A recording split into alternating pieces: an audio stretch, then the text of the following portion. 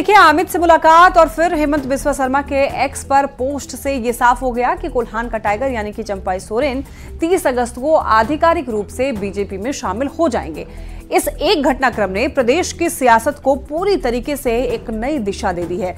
झारखंड की सियासत में चंपाई की इस नई पारी से किसे फायदा होगा और किसको होगा नुकसान, इसको लेकर के अब चर्चा भी शुरू हो चुकी है। इस रिपोर्ट में देखिए। नाश हम बनेंगे या संगठन को बनाएंगे या उसी रास्ते में अगर अच्छा दोस्त मिलेगा तो हम दोस्ती करेंगे।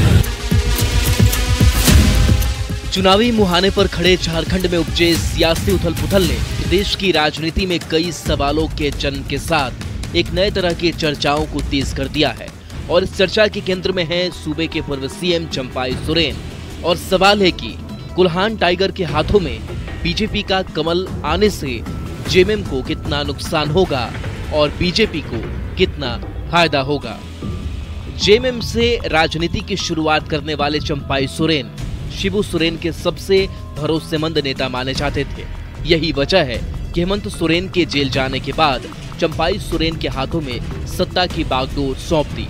लेकिन अब परिस्थितियां बदल गई हैं। हेमंत सोरेन के जेल से आने के बाद जिस तरह से चंपाई सोरेन के हाथों से सत्ता की चाबी छीनी गई, उसने उनके स्वाभिमान को जब ठेस पहुंचाया तो कोल्हान के टाइगर ने बगावत के बिगुल बजा दिए। चुनाव से ठीक पहले तीर धनुष का साथ छोड़ प्रदेश में कमल खिलाने की ठान ली। लेकिन सवाल ये कि क्या चंपाई सोरेन बीजेपी के लिए हुक्म का इक्का साबित होंगे? चंपाई से बीजेपी को कितना फायदा? चुनाव में मजबूती मिलेगी? आदिवासी सेंटीमेंट का फायदा मिलेगा? वोट शेयर में इजाफा हो सकता है? कोल्हान में पार्टी मजबूत होगी?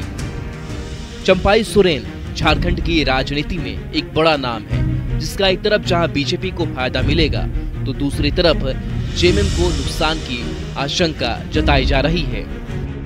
जेएमएम को कितना नुकसान? बगावत से चुनाव पर असर पड़ेगा? आदिवासी सेंटीमेंट को झटका?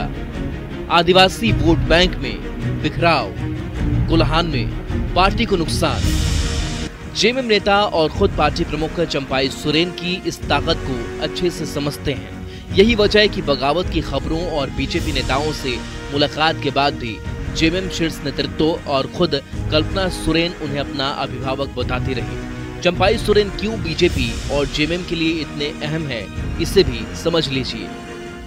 चंपाई सोरेन की ताकत। झारखंड आंदोलन के लिए पढ़ाई छोड़ दी। आंदोलन से उन्हें एक नई पहचान मिली। 1991 में पहली बार सरायकेला से निर्दलीय विधायक बने। लगातार 6 बार सरायकेला से विधायक चुने गए। 2010 में बीजेपी जेएमएम सरकार में मंत्री बने। 2013 में जेएमएम कांग्रेस सरकार में मंत्री बने। हेमंत सरकार में भी मंत्री बने। 2 फरवरी से 3 जुलाई 2024 तक प्रदेश के सीएम रहे। कोल्हान में राजनीतिक जड़ें सबसे ज्यादा मजबूत।